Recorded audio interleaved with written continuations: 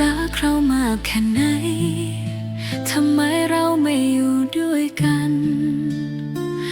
จดหมายจากสวรรค์ไม่อาจนำเรามาเป็นคู่รักเรามากเพียงใดทำไมจึงไม่ได้เคียงกันจดหมายจากสวรรค์ไม่ใช่จดหมายสมรสรักเราเต็มใจแต่ก็ไม่ได้เพลงร้องอาจจบลงเหลือเพียงความทรงจำคิดถึงเธอตลอดไป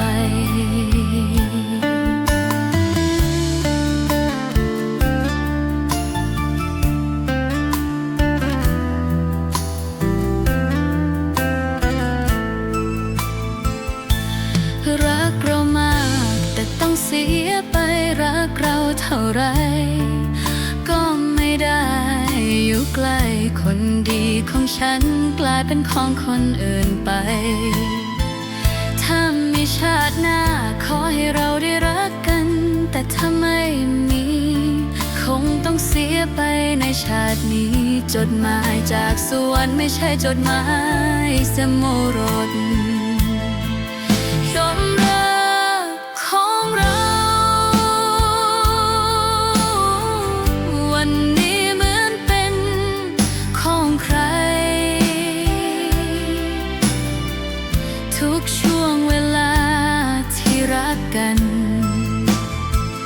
จะไม่ย้อนกลับมาอีกเหลือเพียงความทรงจำเก็บไว้ในชาตินี้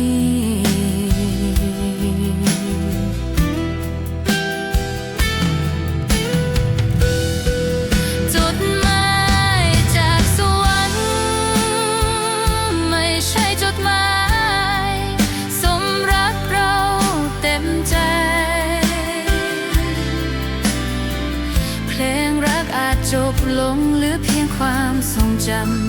ำคิดถึงเธอตลอดไป